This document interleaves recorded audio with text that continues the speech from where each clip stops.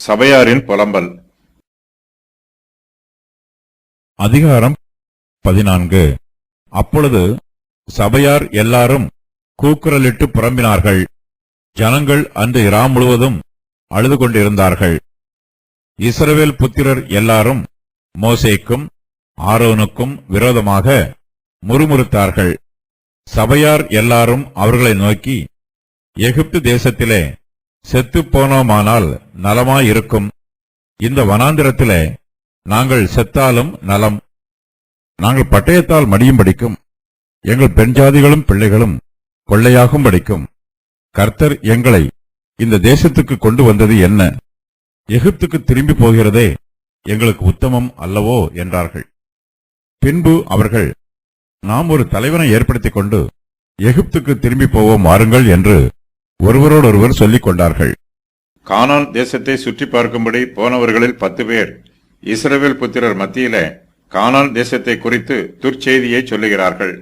அப்பொழுது சபையார் எல்லாரும் கூக்குரலிட்டு புலம்புகிறார்கள்.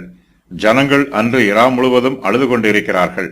இஸ்ரவேல் ஜனத்தார் கர்த்தருடைய வார்த்தைக்கு முக்கியத்துவம் கொடுக்காமல் தங்கள் மத்தியில் துர்ச்செய்தியை பரம்பச் செய்கிற வேவுக்காரரின் வார்த்தைக்கு முக்கியத்துவம் கொடுக்கிறார்கள். இஸ்ரவேலின் பாளையத்தில் இருக்கிறவர்களுக்கு இப்போது ஒரு ஆபத்தும் வரவில்லை. ஆனாலும் அவர்கள் தங்களுக்கு ஆபத்துக்கள் வந்தது போல பாவித்து சபையார் எல்லாரும் கூக்குரலிட்டு புலம்புகிறார்கள். அவர்கள் அழுவதற்கு நியாயமான காரணம் எதுவும் இல்லை. ஆனாலும் அவர்கள் அன்று இரா முழுவதும் அழுது கொண்டிருக்கிறார்கள். இஸ்ரவேல் புத்திரர் எல்லோரும் மோசேக்கும் ஆரோனுக்கும் விரோதமாக முறுமுறுக்கிறார்கள். அவர்கள் கர்த்தருடைய ஊழியக்காரருக்கு விரோதமாக முறுமுறுப்பதினால் அவர்கள் கர்த்தருக்கு விரோதமாகவும் பேசுகிறார்கள். இஸ்ரவேல் புத்திரருடைய கூக்குரலுக்கும் புலம்பலுக்கும் அவர்களுடைய கோத்திர பிதாக்களின் பிரபுக்களே காரணம்.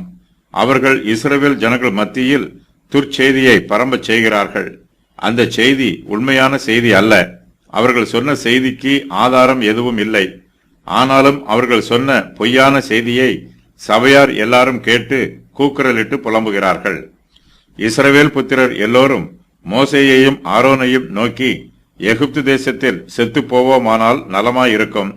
இந்த வனாந்திரத்திலே நாங்கள் செத்தாலும் நலம்.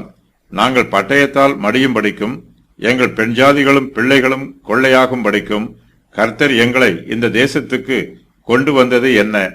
எகிப்துக்கு திரும்பி போகிறதே எங்களுக்கு உத்தமம் அல்லவோ என்று சொல்லுகிறார்கள்.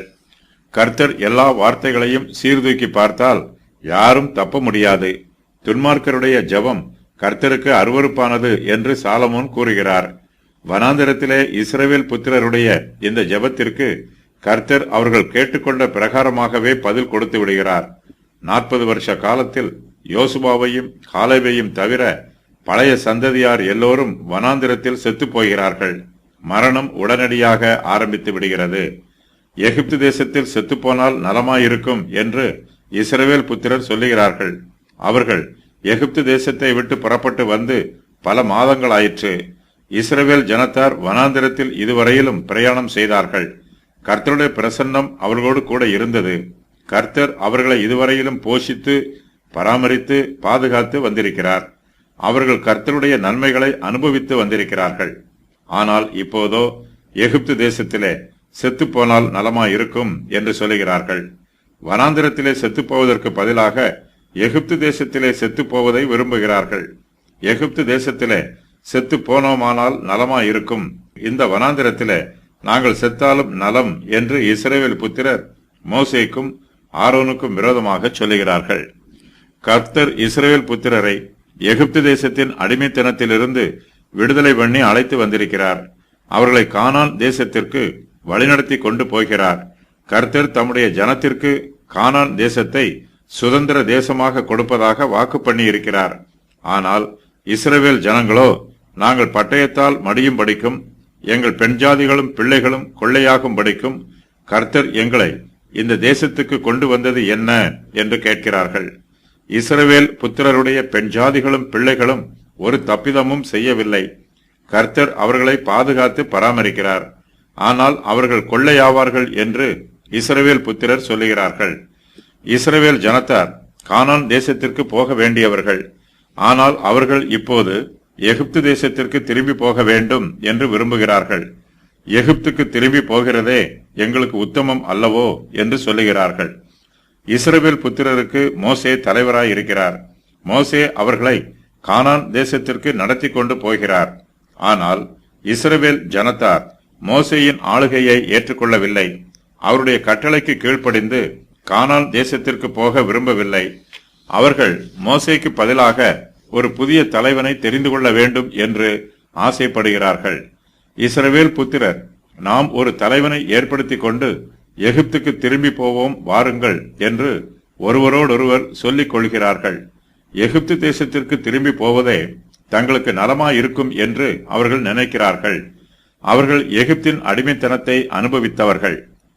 எகிப்தியர்கள் மூலமாக பாடுகளையும் வேதனைகளையும் உபத்திரவங்களையும் அனுபவித்தவர்கள். ஆனால் அவர்களுக்கு கானான் தேசத்தை விட எகிப்து தேசம் நலமான தேசமாய் தெரிகிறது. இஸ்ரவேல் புத்திரர் எகிப்து தேசத்தில் இருந்து வனாந்திரத்தின் வழியாக கானான் தேசத்தின் எல்லை பகுதிக்கு வந்திருக்கிறார்கள். ஆனால் அவர்கள் இப்போது இதே வனாந்திரத்தின் வழியாக இங்கே இருந்து எகிப்து தேசத்திற்கு திரும்பி போக வேண்டும் என்று சொல்லுகிறார்கள். இது அவர்களுடைய மதியீனம். கானான் தேசம் கர்த்தர் இஸ்ரவேல் புத்திரருக்கு சுதந்திரமாக கொடுத்திருக்கிற தேசம். அவர்களுடைய பங்கு வீதம் கானான் தேசத்திலே இருக்கிறது. ஆனால் இஸ்ரவேல் புத்திரருக்கு கானான் தேசம் பிடிக்கவில்லை. அவர்களுக்கு எகிப்து தேசமே பிடித்திருக்கிறது. எகிப்து தேசம் இஸ்ரவேல் புத்திரருடைய சுதந்திர தேசம் அல்ல. அங்கே அவர்களுக்கு பங்கு வீதம் இல்லை. ஆனாலும் அவர்கள் எகிப்து தேசத்திற்கு திரும்பி போக விரும்புகிறார்கள். கர்த்தர் நமக்கு கொடுத்திருக்கும் ஸ்தலத்தில் நாம் திருப்தியாய் இருக்க வேண்டும். கர்த்தர் நமக்கு கொடுக்கும் ஊழியத்தை உண்மையோடு செய்ய வேண்டும். கர்த்தர் நமக்கு கொடுத்திருக்கிற ஆசீர்வாதங்களில் நாம் திருப்தி அடையவில்லை என்றால் நமக்கு ஒருபோதும் திருப்தி ஏற்படாது. கர்த்தர் நமக்கு கொடுத்திருக்கும் ஸ்தானத்தில் திருப்தி அடைய வேண்டும். அந்த ஸ்தானத்தில் நாம் திருப்தி அடையாமல் இந்த பிரபஞ்சத்தில் எந்த இடத்திற்கு சுற்றி அலைந்தாலும் அங்கே நமக்கு திருப்தி ஏற்பட போவதில்லை.